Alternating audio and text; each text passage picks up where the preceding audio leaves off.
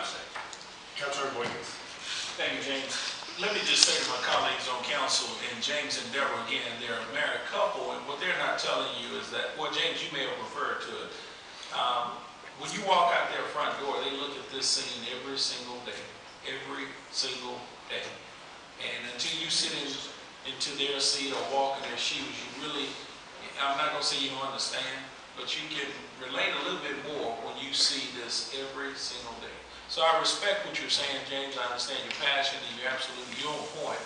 And I know the mayor's trying to address this as well. So thank you for coming down, and believe me, everybody hear you loud and clear. Appreciate it. Councilor Vegas. Thank you for coming down here today and speaking. And yes, Very well, thank you. thank you.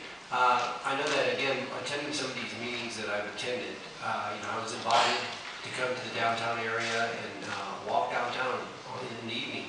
And I did that. I came out on a Saturday night, going down Main Street.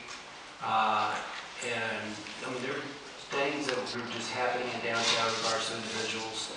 And again, when I speak with HPD, I'm told that their hands are tied. There's certain things they cannot be doing at this time due to that Kush is legal unless you can prove that there's 5 ingredients in there that are illegal. And speaking with a police officer yesterday, I understand that someone was smoking Kush in Discovery Green.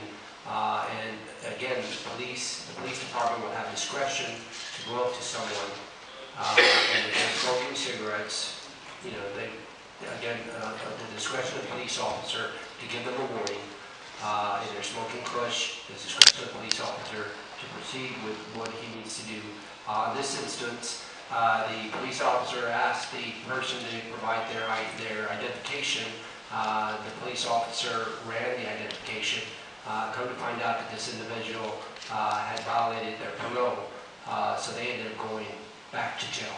But this was someone that was smoking Kush on a park, and that was the reason why the police officer, asked the person to show their ID. They ran the information. Come to find out this person had violated their parole, and they were sent back to jail. So again, this is just something that will help HPD in the downtown area to address issues that residents and workers in the downtown area are having every single day. Totally agree. Thank you. Thank you, sir, for coming down. I mentioned it in the beginning, and I'll mention it again.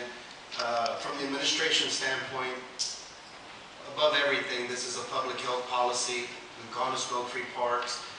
We're adding these designations for pedestrian walkways and plazas, but it's a public policy to say in these areas we want to make sure that folks are at least protected from drifting smoke.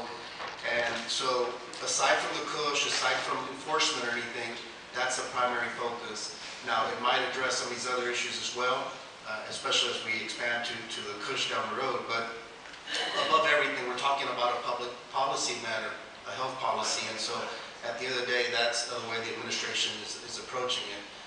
And because I know we talk about Kush and enforcement, different things, but at least from the administration's perspective, I wanted to add that. Councilman Bradley. Yeah, thank you. And Mr. Tafford, the Mayor Pro Tem just has summarized my position. Okay. The administration is pushing as a health issue, not a public safety enforcement need issue. You testified, and others have. I understand secondhand smoke is bad, and if we want to say secondhand smoke is bad, and let's make a smoke-free zone because secondhand smoke is bad, I can live with that. But I don't want to wrap it up that we've got to do this because of serious public safety crisis. That isn't the case because the testimony by my colleague, Gallegos, just testified the officer took action, made an arrest without this ordinance. That's what you just testified to. So action can be taken.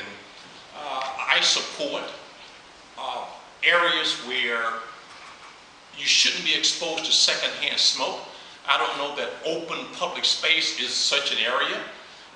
But at the same time, I just want to go on the record and say to you, I think you would be better satisfied if you are confronted by an officer and that officer can specifically articulate to you what particular identifiable conduct that you are engaging in that's prohibited, which led to that officer intervention in your activities. I agree. And if you pass this ordinance, They can walk up to that person, so you're smoking kush and you're under arrest. Also, well, they can issue a citation. Or citation. Thank you very much, I appreciate it, Mr. Bell.